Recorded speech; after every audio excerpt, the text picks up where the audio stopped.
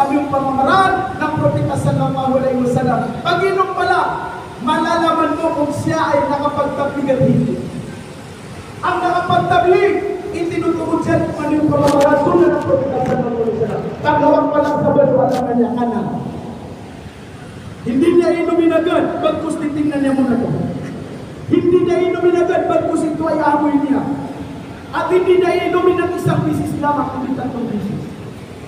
Ito po yung pamamaraan ng Propeta sallallahu alaihi wasallam. Saan natin ito matututunan? Sapagkat wala na tayong oras.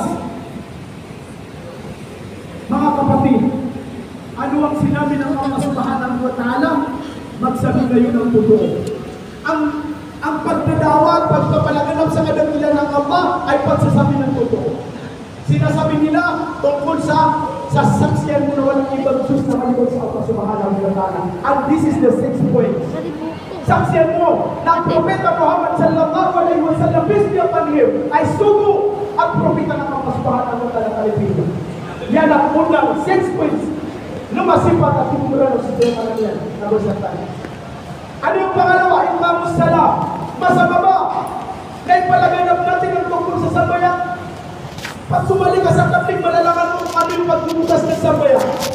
Kapag nakapagtablig ka, alam mo, hindi ka direct na pagkatapos ng takbir at ulikram, babasahin mo na agad surat ng Fatiha. Pag nagtablig ka, alam mo na kung ano yung babasahin mo kung babasahin ng Fatiha. Ganito po mga kapatid, ang pamamaraan ng ating dawat ng tablig. Iqamus salam, pagpapalaganap tungkol sa pagsasalagan ng sambayan.